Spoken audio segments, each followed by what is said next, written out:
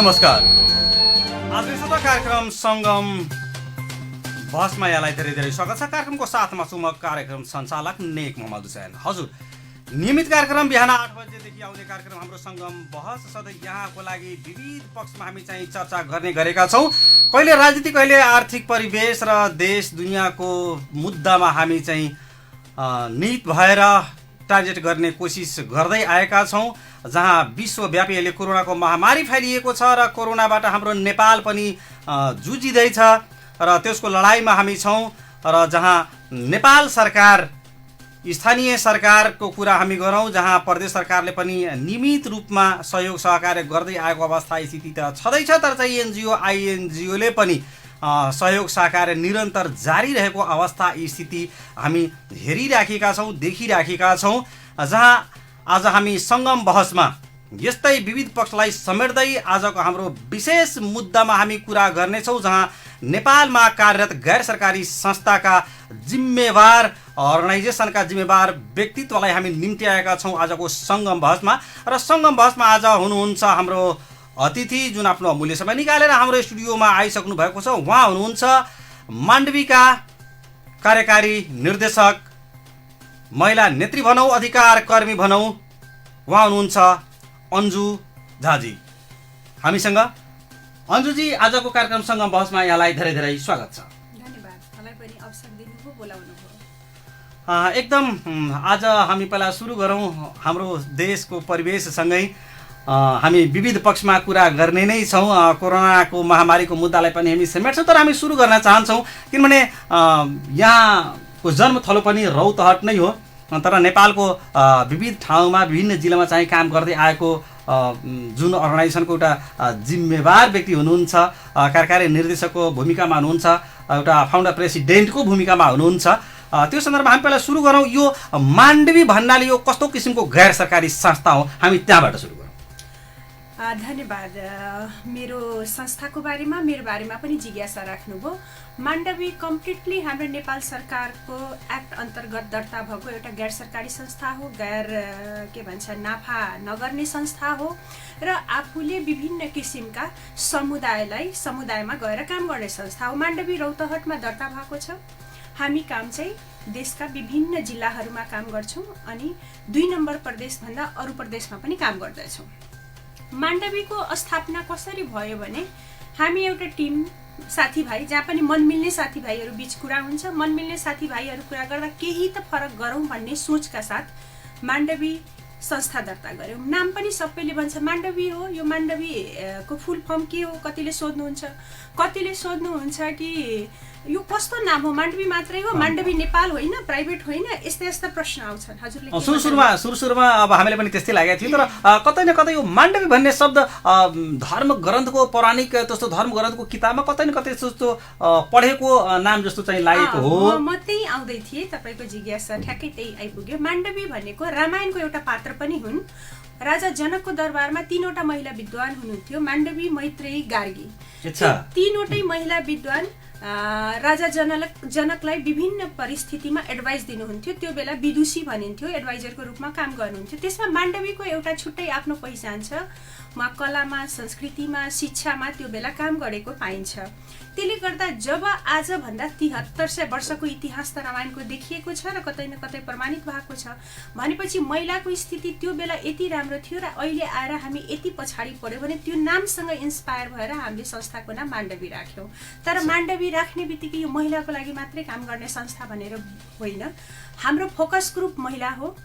अरू विपन्न वर्ग हुन्, मार्जिनलाइज्ड कम्युनिटी हुन्, तर हामी सबैसँग काम गर्छौँ।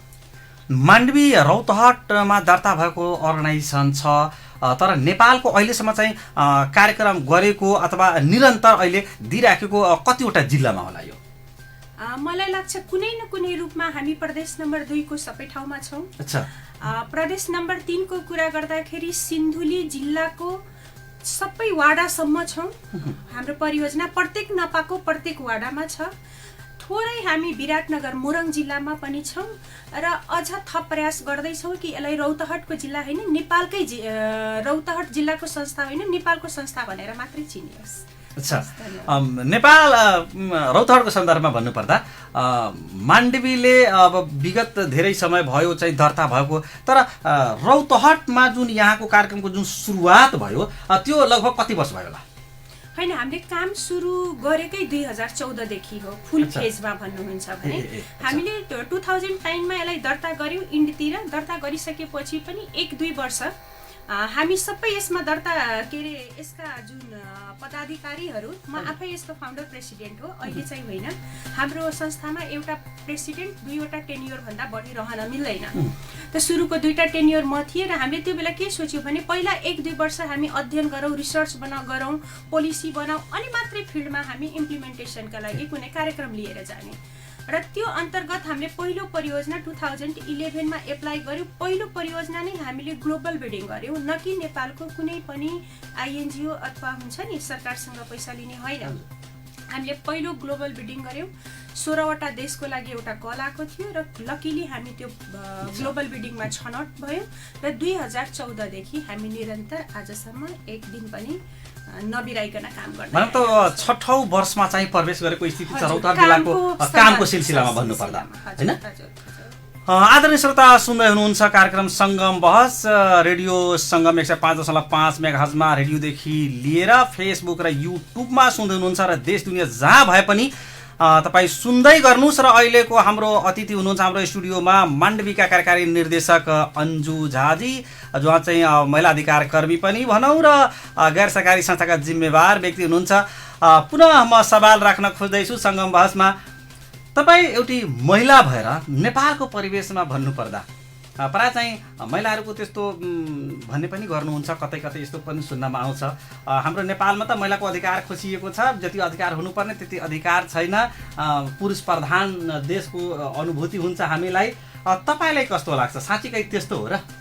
महिलाको अधिकार पुरुषहरूले खोसेकै हो त? देशको होइन, विश्वकै अवस्था हुँदा हेर्नुभयो भने कतै न कतै हाम्रो प्रतिशतात्मक समाज छ। प्रतिशतात्मक समाज छ, धर्मको नाममा होस्, फेरि धर्म ग्रन्थले होइन तर त्यसको रङ इन्टरप्रिटेसन गरेर धर्मले होस्, हाम्रा संविधान अन्तर्गत हेर्नुहोस् कतै न कतै महिलालाई एउटा सङ्कुचित दायरामा राखिएको छ र यसको उद्गम नै प्रतिशतात्मक सोच हो त हो। त्यो भन्दैमा हामी यदि चुप लाएर बस्यौँ र सबै कुरा त्यसैले मान्दै गयो भने त समाजमा कहिले पनि परिवर्तन हुँदैन। प्रतिशतात्मक सोचको जुन एउटा के भन्छ त्यो जड भ्यालु छ, त्यो भ्यालुलाई कसरी हल्लाउने भन्ने प्रयासमा लागेको छु र त्यही अन्तर्गत म काम सुरु गरेको छु। र मलाई लाग्छ धेरै स्ट्रगल छ, धेरै बाधा अडचन आउँछ, तर बाधा र अडचन बिनाको जिन्दगी जिउनु पनि त के जिउने हो नि, त्योसँगै रमाउँदै अगाडि बढ्नुपर्छ र त्यही सिद्धान्तले म काम गर्दै गइरहेको छु। एकदम किनभने म यो सवाल यो हिसाबले राखेँ कि तपाईँ एउटा रोल मोडेलको रूपमा चाहिँ महिलाको आँखाले, महिलातर्फको आँखाले यदि हेर्ने हो भने तपाईँ उहाँहरूको लागि एउटा रोल मोडेल देखिनुहुन्छ।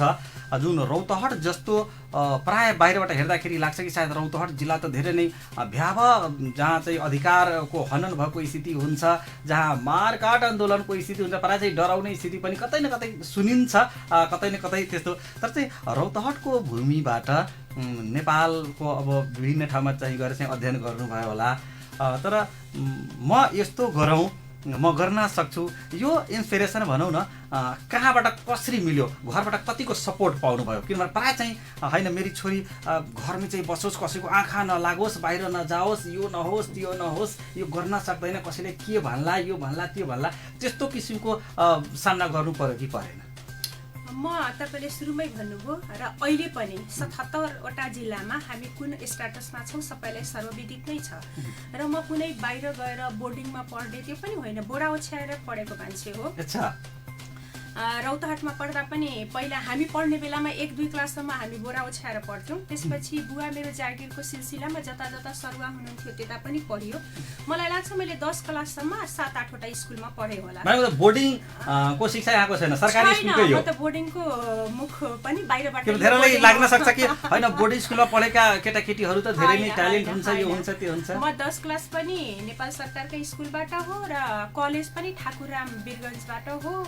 मैले आजसम्म कुनै पनि प्राइभेट युनिभर्सिटी या भन्छ नि स्कुलिङ मेरो होइन, सबै कुरा नेपाल। हामी सरकारी कर्मचारीको भ्रष्टाचार नगर्ने हो भने त्यसको बुवाको आय स्तर त्यो लेभलको हुँदैन कि उसले आफ्नो बालबच्चाहरूलाई सरकारी भन्दा बढीका प्राइभेट त्यसो डोनेसन तिर्दै पढाउँदै त्यो स्थिति पनि हुँदैन। र तपाईले जुन भन्नुभयो रोल मोडल भन्नुभयो, रोल मोडलै त नहोला, एउटा प्रयास गरिरहेको छु।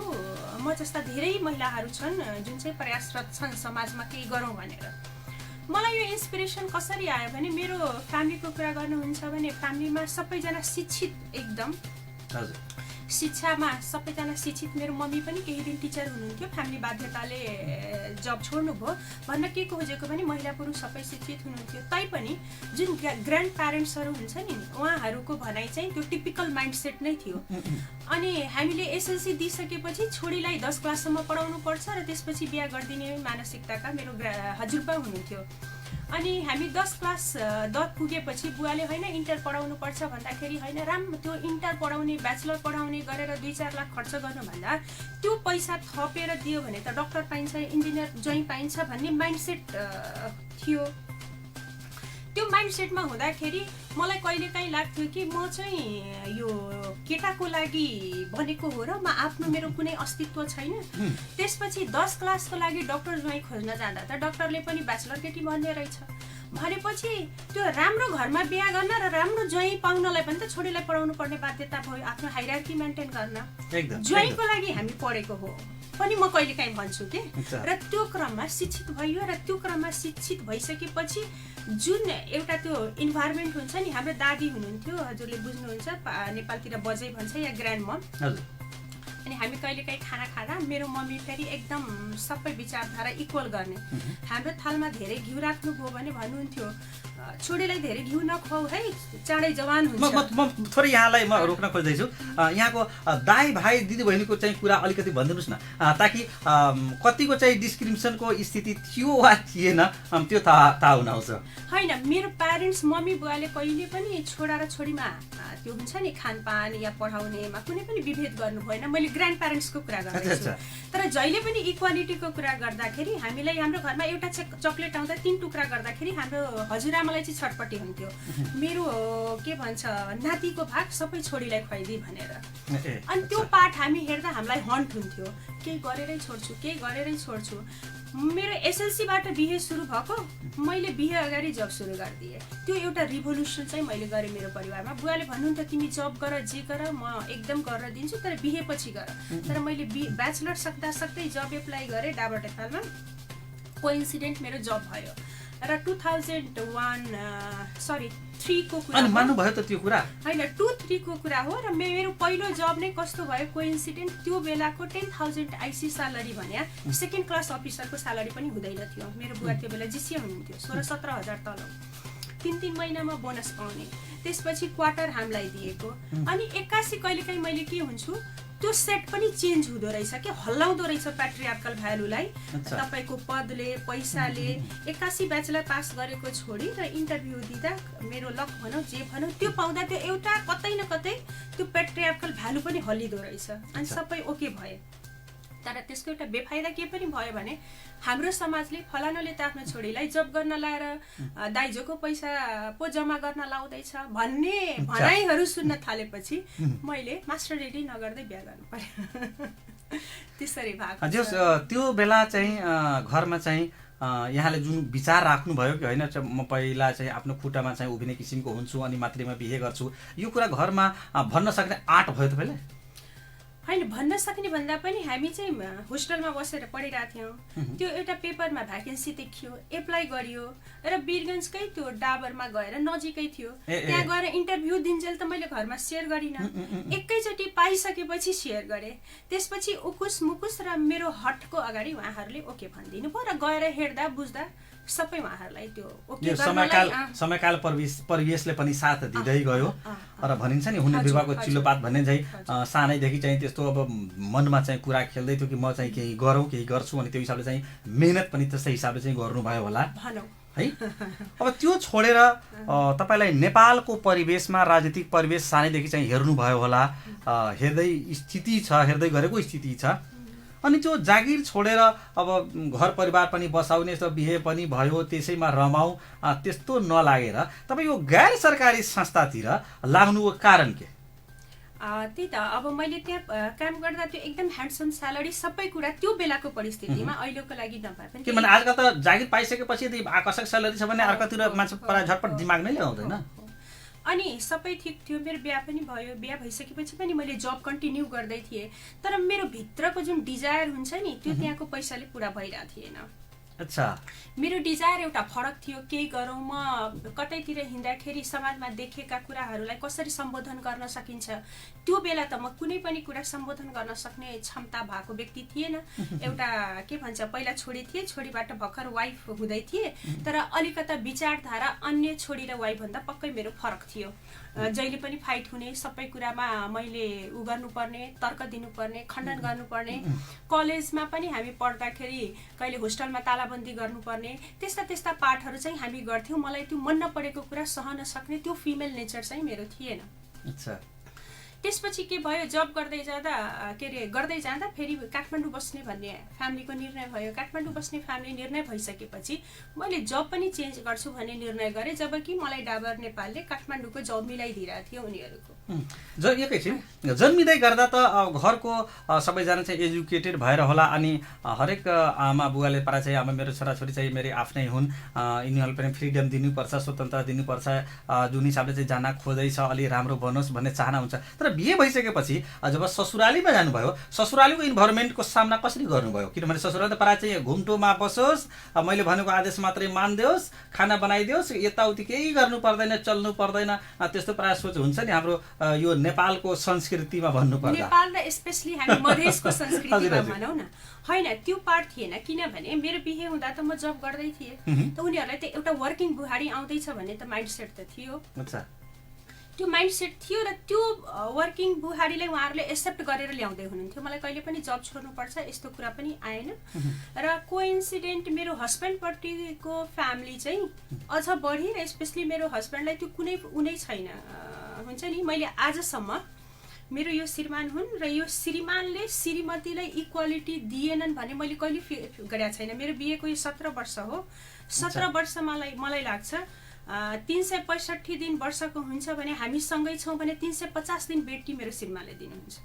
र त्यसपछिका पार्ट फेरि म पनि गर्छु, हामी सँगै गर्छौँ। त्यो पक्ष चाहिँ छैन। मेरो हस्बेन्ड होस्, हस्बेन्डको फ्यामिली होस्, उहाँहरू एकदम सपोर्टिभ हो र एकदमै प्रोग्रेसिभ विचारधाराका व्यक्तित्वहरू हुनुहुन्छ, जहाँ छोरा र छोरीमा विभेद छैन। हाम्रा नन्द, हाम्रा देवर सबैमा बिहा हुँदा पनि नन्दको मेरो ससुराले भन्ने हुन्थ्यो, उसको आदि त भाग छ नि, त्यति त मैले उसलाई दिइहाल्नुपर्छ नि। त्यसले गर्दा त्यताको पक्ष एकदम सपोर्टिभ हो। र फ्यामिली सपोर्टिभ हुनु पनि तपाईँलाई कुनै पनि काममा एकदम असर गर्छ। कस्तो काम गर्दै हुनुहुन्छ, मेन्टली फ्री भएन भने हामी काम गर्न सक्दैनौँ। त्यसले गर्दा फ्यामिली चाहिँ सपोर्टिभ हो। घर परिवारलाई यहाँ चाहिँ अब पढाइ गर्नुभयो, पढाइ गर्दै चाहिँ अब जबमा जानुभयो, जब हुँदै बिहे पनि भयो, बिहे भइसक्दा पनि तपाईँ अब उताको जब छोडेर भए पनि अब गैर सरकारी संस्थातिर लाग्नुभयो, जहाँ चाहिँ दिन रात ड्युटी नभए पनि एनी टाइम ड्युटीमै हुन्छ जस्तो लाग्छ गैर सरकारी संस्थातिर काम गर्ने व्यक्तिलाई। अब यो मामलालाई तालमेल मिलाउँदै आफू चाहिँ पर्सनल लाइफमा भन्नुपर्दा कतिको सन्तुष्ट देखिनुहुन्छ र घर परिवारलाई कसरी समय म्यानेज गर्नुभएको छ? र हरेक केटा होस् वा केटी होस्, महिला पुरुष जो भए पनि अहिले यो उमेरमा अलि चाहिँ इन्टरटेन गरौँ, रिल्याक्स गरौँ, त्यो हिसाबको अनुभूति भयो कि भएन? अथवा चाहिँ टाइम दिन सक्नु भयो कि भएन? के कस्तो छ? एकदम सही कुरा हो यो। कसैले सोध्छ कि म सबै कुरा ब्यालेन्स गरौँ, त्यो भने हुँदैन। कुनै न कुनै एउटा पार्टसँग तपाईँ हामीले के भन्छ त्यो गर्न सकेका हुँदैनौँ। इन्साफ जुन टिपिकल वर्ड छ नि त्यो गर्न सकेका हुँदैनौँ र सबैलाई तपाईँले इक्वल गर्न सक्नुभयो भने तपाईँको एउटा पक्ष अगाडि बढ्नै सक्दैन।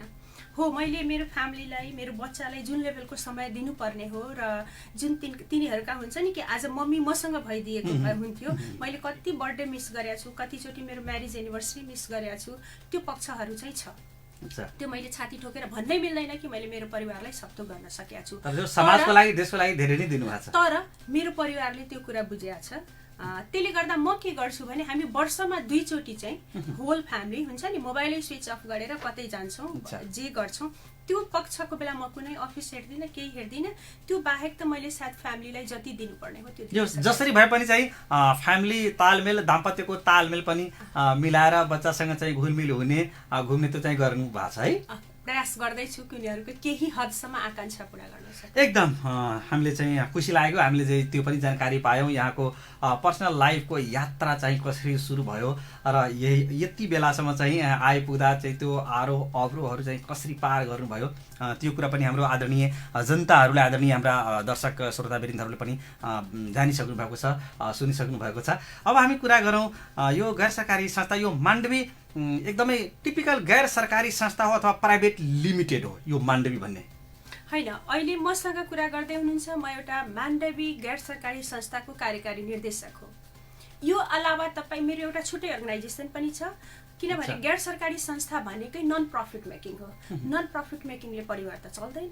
परिवार चलाउनलाई त फेरि कतै न कतै तपाईँको अर्निङ, किनभने गैर सरकारी संस्थामा काम गर्दैमा हाम्रा डेली निडहरू के अरे घटेर त जाँदैन। त्यसले गर्दा एउटा मान्डवी प्राइभेट लिमिटेड छ जुन कम्प्लिटली बिजनेससँग रिलेटेड छ, त्यो एउटा छुट्टै पक्ष हो।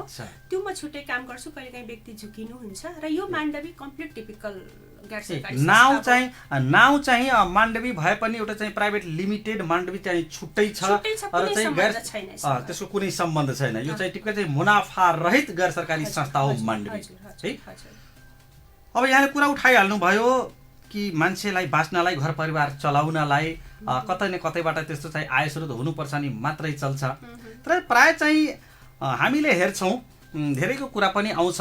एकछिनपछि हामीले जुन श्रोताहरूको जब हाम्रो अतिथि आउनुहुन्छ अनि त्यसलाई हामी प्रमोसन गर्छौँ सोसल मिडियामा, अनि सवालहरू गर्नुहुन्छ, राख्नुहुन्छ हाम्रो कमेन्ट बक्समा, मेसेज गर्नुहुन्छ, इमेल गर्नुहुन्छ कि यो सवाल चाहिँ हाम्रो अतिथिसँग चाहिँ राखिदिनु होला। त्यो पनि हामी सवाल राख्नेछौँ अनि बिचबिचमा त्यो हामीले सवाल चाहिँ राख्ने गर्दै गरेका छौँ।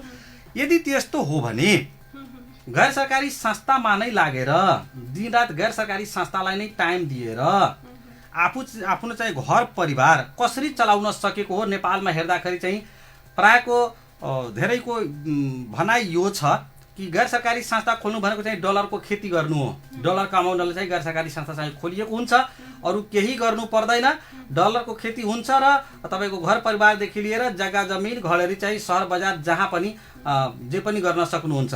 धेरै नै कमाइको थलो हो गैर सरकारी संस्था। यसमा के भन्नुहुन्छ? कसले के भन्छ त्यसमा म जाँदिनँ। मलाई लाग्छ जहिले पनि देशमा त अब लाखौँ गैर सरकारी संस्था छन्, 10-20वटाले गडबड गर्दैमा सबैमाथि त्यो आरोप लगाउन मिल्दैन। रह्यो व्यक्तिगत मेरो कुरा गर्नुहुन्छ भने बोर्ड भनेको कहिले पनि स्यालेरी लिने होइन, तर बोर्डका पनि त आवश्यकता हुन्छन्। एकदम मान्डवीका जति बोर्ड मेम्बरहरू छन् सबै कतै न कतै जागिरमा छन्, इङ्गेज छन्, कोही पनि मान्डवीमाथि आश्रित छैनन्। जबसम्म म 2 टेन्योर मान्डवीको अध्यक्ष थिएँ, त्यो बेलामा म जबमा थिएँ, म युएनडीपीमा काम गर्दै थिएँ। त्योभन्दा अगाडि म केयर नेपालमा। किन 2 वर्ष कुरा गर्नुभयो? आजकल त धेरै ठाउँमा यस्तो पनि देखिएको छ, एकपटक संस्था खोल्यो प्राय चाहिँ आजीवन कुर्सीमा बसे जस्तो चाहिँ बोर्ड चाहिँ बसिरहेको हुन्छ कि त दशकौँसम्म भनाइलाई जब विधानमा आफ्नो राखेको हुन्छ 2 साल 3 साल 4 साल, तर चाहिँ बस्ने मामला चाहिँ दशकौँ बित्या हुन्छ। त्यसो भए तपाईँ प्राइभेट लिमिटेड खोले भइहाल्यो नि। जब गैर सरकारी संस्था भन्दै हुनुहुन्छ भनेपछि त त्यहाँ एउटा चयन प्रक्रिया हुन्छ। त्यसो भए अर्गनाइजेसनले आफूले चाहिँ राइट बेसमा काम गर्दैछु, अर्काको हक अधिकारको मामलामा चाहिँ मुद्दा उठाउँदैछु, एड्रेस गर्दैछु, त्यो कतिको जायज होला त्यो मुखले सुन्दाखेरि? गैर सरकारी संस्थामाथि एउटा सानोतिनो जुन तपाईँले भर्खर भन्नुभयो डलर खाने आरोप या विभिन्न आरोप लाग्छ, यस्तै साना साना त्रुटिले केही व्यक्तिहरूका त्रुटिले आरोप लाग्ने गर्छन्। तर बाँकी जति पनि यदि पोलिसी प्रक्रियामा विश्वास गर्ने संस्था छन् त्यसको एउटै व्यक्ति कहिले पनि आजीवन अध्यक्षहरू रहेको मैले चाहिँ देखेको छैन। एनिवे अरूको कुरा गर्न मिलेन। हाम्रोमा एउटा व्यक्ति 2 टेन्युर हुन्छ, फेरि उसलाई मन लाग्यो भने 2-4 टेन्युर पछि हुनसक्छ व्यक्तिले मन परायो भने, होइन भने एउटा व्यक्तिको 2 टेन्युर छ। र त्यो कुरा चाहिँ हाम्रो कन्स्टिट्युसन जुन छ माण्डवीको विधानले गाइड गरेका कुराहरू हो। र विधानलाई नमानेर अथवा नेपाल सरकारले किन बस्न चाहनु भएन? अरू अर्गनाइजेसनले त धेरै हामीले चाहिँ हेर्दैछौँ सुन्दैछौँ कि एकपटक खोलिसकेपछि प्राय चाहिँ समाएर चाहिँ बसिराख्ने, तपाईँ किन बस्न चाहनु भएन? मैले नै सधैँ पोजिसन होल्ड गरेँ भने अर्को जेनेरेसन कसरी तयार हुन्छ त? संस्था भनेको त अटोनोमस बडी हो, यो प्राइभेट लिमिटेड त होइन मसँग जाने। भोलि म यो संस्थाबाट यसलाई एक लेभलको पुर्याएर एउटा जेनेरेसनलाई ह्यान्डओभर गरेर अर्को उद्देश्यको लागि अर्को संस्थामा पनि जान सक्छु, छोड्न सक्छु।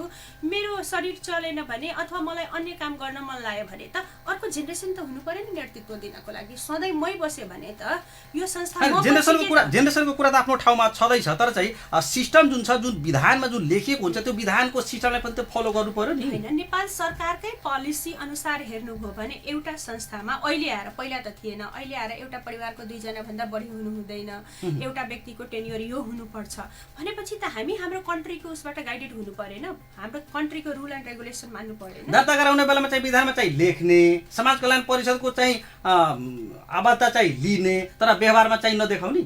अब त्यो मोनिटरिङ त एउटा त हामी हाम्रो नैतिकता सोच्नु पर्यो, कुन भ्यालुले हामी ग्रुम भएको छौँ त्यो भ्यालुले हाम्रो जीवनलाई गाइड गरेको हुन्छ, एउटा पक्ष त्यो हुन्छ। अर्को कुरा कतै न कतै हाम्रा सरकारका जुन मोनिटरिङ मेकानिजमहरू छन्, जस्तो जिल्ला प्रशासन कार्यालय भयो, त्यसपछि समाज कल्याण परिषद भयो, उहाँहरूले पनि अनुगमन गर्न जरुरी छ कि कुन संस्थाका गभर्नेन्स कस्ता छन् भन्ने कुरा। यो भन्दा बढी मैले अब अनुगमन गरे मात्र चाहिँ यहाँ चाहिँ आफै चाहिँ राइट बेसमा चाहिँ काम गर्दैछु, हामी सहयोग सहकार्य गर्दैछु, नेपाल सरकारले चाहिँ कदममा कदम मिलाएर चाहिँ अगाडि बढ्दैछौँ त्यो कुरा चाहिँ भन्ने, अनि कारबाही गरेपछि अनुगमन गरेपछि मात्र चाहिँ कार्यालयमा चाहिँ आउने होइन। मैले त्यो भन्दा अगाडि के भने, हामी कसरी ग्रुम भयौँ नि, हाम्रो बाल्यकाल कसरी बढ्यो, अगाडि कसरी भयो, त्यो कुराले हाम्रो मूल्य र मान्यतालाई स्थापित गर्छ कि म कस्तो मान्छे बन्ने हो भन्ने कुरा म सुरुमा मेरो परिवारबाट कस्तो शिक्षा पाएँ, कस्तो चेतना पाएँ, त्यसले पनि असर गर्छ। त्यो पार्टले पनि होला धेरै गैर सरकारी संस्थाका व्यक्तिहरू आजीवन अध्यक्ष रहनुहुन्छ होला, उहाँलाई चाहिँ यो चाहिँ गैर सरकारी संस्था हो, मेरो संस्था होइन, सबैको संस्था हो भन्नेबाट उठ्न नसक्नु भएको होला। यो त सबैको संस्था हो नि।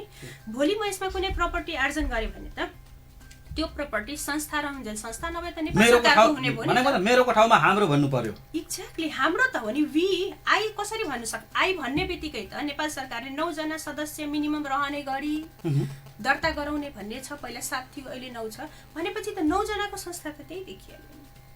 तपाईले काम कसको गर्ने?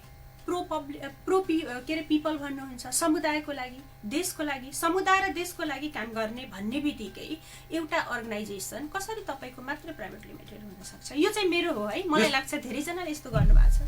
जस चाहिँ यो स्वीकार गर्नु मात्रै धेरै ठाउँमा त्यस्तो देखिएको स्थिति पक्कै छ र अवश्य नै आउने दिनमा चाहिँ गैर सरकारी संस्था चलाउने व्यक्तिहरूले यो कुरालाई चाहिँ हामी एउटा सुशासन हामी कायम गरौँ र यो वैधानिक तवरले नेपालको कानुन अनुसार संस्थाको विधि विधान अनुसार नै हामी अगाडि बढौँ, त्यो यहाँको पनि चाहना छ र यहाँको भनाइमा पनि त्यही कुरा चाहिँ प्रश्न चाहिँ देखियो। हामी सिम्पली के बुझौँ भने हामी भन्छौँ सरकार तपाईँले यो गर्नु भएन, तपाईँले जनतालाई यो दिनु भएन, तपाईँ यहाँ चुक्दै हुनुहुन्छ भनेर दिनरात क्वेसन उठाउने गैर सरकारी संस्था, अनि ऊ भित्र चाहिँ यदि गभर्नेन्स भएन भने क्वेसन उठाउने अधिकार कहाँबाट प्राप्त हुन्छ? एक्ज्याक्टली।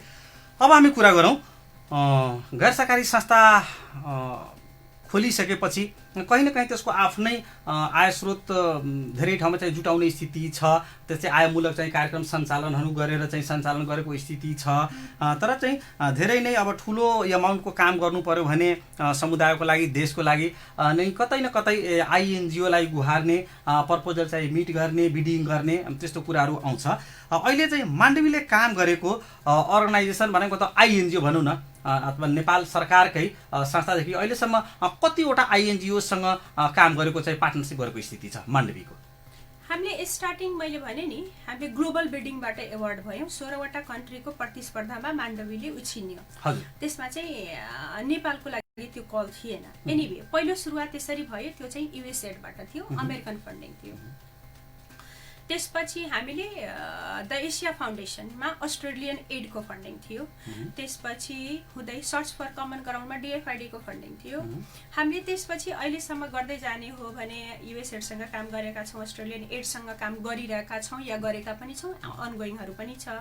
एक्सन अगेन्स्ट हङ्गर छ, सर्च फर कमन ग्राउन्ड छ, र युएनका विभिन्न जस्तो युएन वुमन भयो, युएनडिपी भयो, युएनभित्र पनि त विभिन्न छ, त्यो छ। पेनी एपिल भन्ने एउटा च्यारिटी अर्गनाइजेसन छ, VSO भलन्टियर सर्भिस ओभरसिज छ।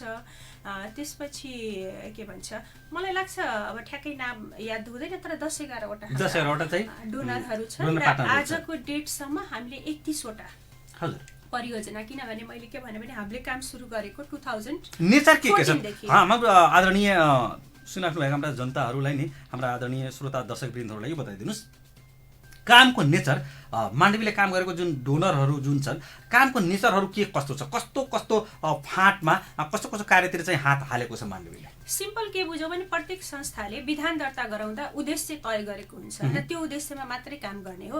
हुन त हामी नेपालमा हेर्छौँ एउटै संस्थाले होइन डोनर वाइज कामको होइन, डोनर वाइज हुँदैन। त्यही मैले भने मेरो संस्थाको के उद्देश्य छ त्यो उद्देश्यको प्रपोजल पो मैले बिड गर्छु, डोनर जो पनि हुन सक्छ। अच्छा, त अहिले नेपालमा के छ, के अरे टोयलेट पनि मै बनाउने, क्लाइमेट चेन्ज पनि मै गर्ने, गभर्नेन्स पनि मै गर्ने, हामी त्यस्तो गर्दैनौँ। हाम्रो 5वटा उद्देश्य छ, 5वटा उद्देश्यको कलहरू जहाँ हुन्छ हामी त्यहाँ मात्रै बिड गर्छौँ। एउटा कन्फ्लिक्ट म्यानेजमेन्ट, जसरी भए पनि चाहिँ या आइएनजिओको पैसा चाहिँ लिहालौँ भने त्यस्तो चाहिँ छैन।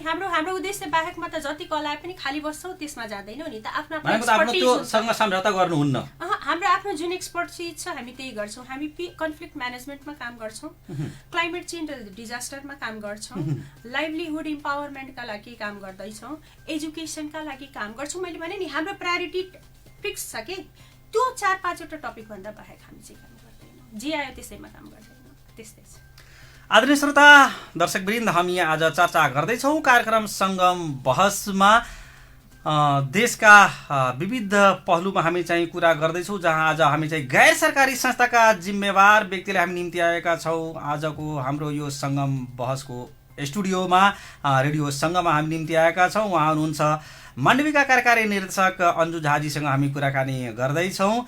यहाँको मनमा लागेको सवाल हुनसक्छ, हाम्रो कमेन्ट बक्समा चाहिँ सवालहरू राख्दै गर्नुहोला। हामी पहिला पनि केही सवालहरू हामी पाइसकेका छौँ, यहाँको सवाललाई पनि हामी उहाँसँग सम्बोधन गराउने हामी कोसिस गर्छौँ, उहाँसँग सवाल राख्छौँ। हामी अहिलेको लागि पुनः म अर्को सवालतिर जान कोसिस गर्दैछौँ। अन्जुजी, अब हामीलाई यो बताइदिनुहोस्, यो माण्डवीको वार्षिक कार्यक्रम भन्नुपर्दा लगभग कतिको हाराहारीको चाहिँ कार्यक्रम गर्नुहुन्छ देशभरिमा? अब मोटामोटी बिजनेस जस्तो टर्नओभरको कुरा नगरौँ होइन, किनभने मैले भने नि हामी नेचर भएपछि मात्रै काम गर्छौँ। कुनै वर्ष 4 करोडको मात्रै पनि काम गरेका हुन्छौँ, किनभने हाम्रो उद्देश्य अनुसार त्यो बेला फिक्स पनि हुँदैन, फिक्स हुँदैन। कुनै बेला हामी 10 करोडको पनि काम गरेका हुन्छौँ। त्यो अनुसार हामी के गर्छौँ भने कहिलेकाहीँ हामी बिडै गर्दैनौँ, 2-3 1 वर्षसम्म बिड गर्दैनौँ, अनगोइङ मात्रै गइरहेको हुन्छ, किनभने अब्जेक्टिभसँग मात्र मिट हुने काम गर्छौँ। हामी एक्सपर्टिज दिन चाहन्छौँ, कार्यक्रमको नम्बर गनाउन चाहँदैनौँ। त्यसले गर्दा कुनै वर्ष हामी 4-5 करोडको मात्रै पनि काम गर्छौँ, कहिले 10 करोडको पनि काम गर्छौँ। माण्डवीबाट नेपालले अथवा खास टिपिकल हिसाबले भन्नुपर्दा नेपाल सँगसँगै रौतहटले के पायो माण्डवीबाट? के गर्नु भएको छ रौतहटमा? कसैलाई के गरे भन्दा पनि निरन्तर नेपाल सरकारलाई ठ्याक्कै त्यो शब्दमा मिलाएर भन्नुपर्दा नेपाल सरकारको कार्यालय अथवा नेपाल सरकारको विकास कार्यमा चाहिँ यहाँको सहकारी के भएको छ? हामी जहिले पनि नेपाल सरकारसँगै सहकार्य गरेर काम गर्छौँ, किनभने हामी सरकारका कुन क्षेत्रमा गर्नुभएको छ? के टिपिकल बताइदिनुहोस्। म भन्दैछु, हामी सरकारका सहयोगी हौँ, सरकारका प्यारलल होइनौँ। त्यसले गर्दा सबभन्दा बढी रौतहटमा हामीले काम गरेको हेर्नुहुन्छ भने हामीले स्टार्ट द्वन्द्व व्यवस्थापनबाट गऱ्यौँ, किनभने समाजमा कुनै पनि किसिमको द्वन्द्व रह्यो भने, द्वन्द्व भनेको माओवादी द्वन्द्व मात्रै हुँदैन, विभिन्न किसिमका द्वन्द्व हुन्छन्। हस्बेन्ड र वाइफको झगडालाई हेर्नु हो भने, बुढा र बुढीको झगडाले परिवार नष्ट हुन्छ भनेपछि विभिन्न किसिमका द्वन्द्व व्यवस्थापनका लागि जस्टिस एट द डोरको कन्सेप्टबाट एउटा काम गर्दैछौँ, जसमा न्यायालयलाई सपोर्ट गर्नुपर्ने हुन्छ, न्यायालयको वर्कलोड घटाउने र पिपललाई न्याय स्थानीय स्तरमा दिने। दोस्रो, हामी डिजास्टर र लाइभलीहुडमा काम गर्छौँ। विपद व्यवस्थापनमा नेपाल सरकारलाई भन्नाले स्थानीय सरकारलाई कसरी स्ट्रङ बनाउने कि एक ठाउँमा विपद आयो भने उसले तुरुन्त आफ्ना व्यक्तिलाई उद्धार गर्न सकुन्। त्यसका लागि हुने प्रत्येक मेकानिजम, इन्फर्मेसन म्यानेजमेन्टदेखि लिएर के भन्छ हामीसँग इक्विपमेन्ट्सहरू के छ त्योदेखि लिएर एभ्रिथिङमा हामी सपोर्ट गरिरहेछौँ। जस्तो विगतको दिनमा यहीँनिर अलि म रोक्न खोज्दैछु, विगतको दिनमा हाम्रो सञ्चार मिडियामा सोसल सञ्जालमा चाहिँ यस्तो पनि हेर्नमा आएको छ, त्यो जीविकोपार्जन सम्बन्धी काममा चाहिँ किसानहरूलाई पनि धेरै नै सपोर्ट गरेको स्थिति छ, माण्डवीबाट सुरक्षा निकायलाई पनि सपोर्ट गरेको स्थिति छ। यो विपद व्यवस्थापनतिर समय समय चाहिँ त्यो राहतका कुराहरू अनि अधिकारको कुरा त छँदैछन्, विभिन्न क्षेत्रमा चाहिँ ट्रेनिङहरू दिने कुरा छ। त्यो टिपिकल टु दि पोइन्ट हिसाबले चाहिँ जनताले बुझ्ने हिसाबले भनिदिनुहोस् न। त्यही मैले भने विपद व्यवस्थापन गर्नको लागि एउटा यहाँ बाढी आयो भने तपाईँलाई के चाहिन्छ? सबभन्दा पहिला उद्धार हुनु पर्यो। उद्धार हुनको लागि के चाहिन्छ? तपाईँसँग बोट हुनु पर्यो, तपाईँसँग स्किल्ड म्यान पावर हुनु पर्यो, तैराक हुनु पर्यो, जे भन्न सकिन्छ। हामी त्यसमा सहयोग गर्छौँ। मान्छेलाई स्किल बनाउनेदेखि नगरपालिकालाई चाहिने आवश्यक, त्यहाँबाट लगेर हामी कहाँ राख्ने त? कतै न कतै सेफ प्लेस हुनु पर्यो। माने हामी सेफ सेल्टरहरू निर्माण गर्छौँ जहाँ बाढी आएको बेला, विपद आएको बेला 200-300 मान्छे 1-2 महिना बस्न सकुन्, वेल इक्विप्ड। त्यो पार्ट भयो। त्यसपछि के कुरा आयो? उद्धारपछि खानु पर्यो भनेपछि एउटा तुरुन्तको फुड सपोर्ट गर्छौँ, फुड किट, इमर्जेन्सी फुड किट। र त्यसपछि पनि निस्किसकेपछि त खेतमा त केही हुँदैन, लङ टर्म लाइभलीहुड सपोर्टको कुरा हुन्छ। लङ टर्म लाइभलीहुडको लागि तपाईँ 1 महिनाको रासन दिइदिनुहुन्छ, हामी पनि दिइदिन्छौँ। तर त्यसपछि त जीविका चलेन नि त। त्यसपछि रेजिलेन्ट लाइभलीहुड भन्छ कि उसले कस्तो कृषि गर्ने कि त्यो कृषकहरू 2 दिन बाढी हुँदा पनि 4 दिन बाढी हुँदा पनि उसलाई क्षति नहोस्। त्यसपछि हामी फार्मरसँग काम गर्छौँ। फार्मरमा विथ स्पेसल फोकस वुमनलाई गर्छौँ, किनभने सबै पुरुषहरू बाहिर हुनुहुन्छ, महिलासँग काम गर्छौँ। अब महिलासँग काम गर्दा त्यो हलोहरू जोत्ने विभिन्न किसिमका कामहरूमा हामी हेर्छौँ महिलालाई अप्ठ्यारो हुन्छ भनेपछि जेन्डर फ्रेन्डली टुल्स, टेक्नोलोजी र कृषिका कुरा गर्छौँ, जहाँ महिलाहरूलाई हामी इम्पावर गर्छौँ। सबैसँग खेती छैन भनेपछि उसले नखाने त। हामी त्यसपछि नन फार्म स्किलका कुरा गर्छौँ। कसैलाई केको तालिम दिने, कसैलाई केको तालिम दिने, ब्युटी पार्लरको होला, सिलाइको होला, कसैलाई के होला। हामीसँग रौतहट र सर्लाहीमा मात्र 2400 महिला किसान आबद्ध हुनुहुन्छ। एउटा नम्बर मात्रै मैले भनेको, र त्यो बाहेक अरू पनि किसान आबद्ध हुनुहुन्छ। उहाँहरूलाई हामी बिउ बिजन दिन्छौँ। यस्ता विभिन्न किसिमका कुराहरू गर्छौँ। एजुकेसन, शिक्षा क्षेत्र सबभन्दा पछाडि पारिन्छ बाढीहरूको बेला। यही रौतहटमा हामीले 6वटा ठुल्ठुला विद्यालयहरूलाई के गर्यौँ भने पुनःनिर्माण गर्यौँ, कतै नयाँ निर्माण पनि गर्यौँ। र अहिले पनि हामी यता परोहातिर हेर्नुहुन्छ भने विद्यालय फ्यामिलीको विभिन्न एजुकेसनलाई थिम मानेर त्योसँग होल इन्टिग्रेटेड गर्छौँ। तपाईँले बाढीमा सिनियर सिटिजनहरू छोडेको देखिएको हुन्छ। हामी सिनियर सिटिजनलाई न्युट्रिसन्सदेखि लिएर हेल्थ चेकअपदेखि लिएर यस्ता कामहरू गर्छौँ। यो भयो डिजास्टर म्यानेजमेन्ट। तर एउटा बाढीमा मान्छेले उद्धार गरेर मात्रै भएन नि, त्यसबाट आउनबाट रौतहटको बाढी त हामी रोक्न सक्दैनौँ। हामी प्रकृतिसँग तर त्यसमा कसरी बाँच्न सक्छौँ भन्ने कुरा चाहिँ हामी ट्रेन गर्छौँ म्यान पावरलाई, र वर्षौँको लागि ट्रेन गर्छौँ। एउटा कुनै गाउँ छनौट गर्छौँ, त्यसलाई 5 वर्ष काम गर्छौँ, रोड मेमोरियलको रूपमा त्यो गाउँ हामी छोड्छौँ। त्यो एङ्गलबाट हामी चाहिँ डिजास्टरमा काम गर्छौँ। एजुकेसनमा भने एजुकेसनमा हामी के गर्छौँ भने एउटा विद्यालय छनौट गर्छौँ। त्यो विद्यालय छनौट गरिसकेपछि त्यसको इन्फ्रास्ट्रक्चरदेखि लिएर विद्यालयका पठन पाठनदेखि लिएर अब त्यो विद्यालयमा पढ्ने यदि पुवर फ्यामिली छ भने पुवर फ्यामिलीको लाइभलीहुडमा सपोर्ट गरेन भने त्यो बच्चा त स्कुल त कन्टिन्यू आउँदैन, उ त बाख्रा चढाउन जान्छ भनेपछि त्यो गाउँ छनौट गर्छौँ। त्यसको फ्यामिलीसँग काम गर्छौँ। त्यसको फ्यामिलीसँग काम गर्दा त्यसको भातदालको कुरा गर्दैन, त्यसको एक्सेस फेरि गभर्मेन्टसँग गर्छौँ। यसलाई होलमा हेर्नुहुन्छ भने इन्टिग्रेटेड एप्रोचमा हामी काम गर्छौँ। यो रहेको डिजास्टरको कुरा। एजुकेसनमा काम गर्छौँ र सबभन्दा मैले नेपालमा हेरेको दलित र मुस्लिम समुदाय पछाडि पारिएको छ। र म मुस्लिम समुदायका महिलासँग मलाई लाग्छ नेपालमा मैले हिस्ट्री क्रिएट गरेँ होला, आफैले आफ्नो गर्नु त हुँदैन, तर मलाई भन्न लागेको मन छ एउटा वुमेन डे हामीले सेलिब्रेट गर्दा 500 भन्दा बढी मुस्लिम महिला मात्रै हामीले ल्याएका थियौँ। र मलाई लाग्छ तपाईँ नै हाम्रो त्यो कार्यक्रममा हुनुहुन्थ्यो, तपाईँ आफै साक्षी पनि हुनुहुन्छ। मलाई नेपालमा पहिलोचोटि 500 मुस्लिम महिला या 1000 महिला हामीले एक ठाउँमा ल्याएर त्यत्रो कार्यक्रम गरेको पहिलोचोटि हो। र त्यो गाउँमा पनि कस्तो भने त्यो गाउँका पुरुषहरूले यो कार्यक्रम तिमीहरूको लागि हो, मुस्लिम पुरुषहरूले तिमी महिलाहरू घरबाट आऊ भन्नुभएको। एकदम त्यो त ऐतिहासिक कार्यक्रम हो। र अर्को के पनि भन्न चाहन्छु, एकदम धनीमनी फ्यामिली बाहेक सायद नेपालमा पहिलोचोटि मुस्लिम महिला ड्राइभर पनि हामीले बनाएको होला। यस्ता विभिन्न कार्यक्रम हामी गर्छौँ जुन चाहिँ महिला सशक्तिकरणको कुरा चाहिँ अगाडि आएको स्थिति छ। जुन कुरा चाहिँ यो 10-15 मिनटको उसमा हामी समग्रमा भर्न सक्दैनौँ। यो त गएर परिवर्तन हेर्ने न हो, तर मलाई लाग्छ हामीले त्यसरी काम गरिरहेका छौँ र यस्ता विभिन्न सेक्टर छन् जुन त हजुरको यो 30 मिनटमा भनेर साध्य हुँदैन। एकदम, किनभने धेरै क्षेत्रमा चाहिँ काम गरिराखेको अवस्था स्थिति छ। माण्डवीले अहिलेसम्म प्रत्यक्ष वा अप्रत्यक्ष तवरले हाम्रो नेपालमा चाहिँ बेरोजगारीको समस्या पनि त्यस्तै छ, पढे लेखेका मान्छे बेरोजगार छन्। माण्डवीले अहिलेसम्म चाहिँ समेटेको प्रत्यक्ष अप्रत्यक्ष तवरले कतिजनालाई रोजगार दिएको स्थिति छ, इन्भल्भ गराएको स्थिति छ?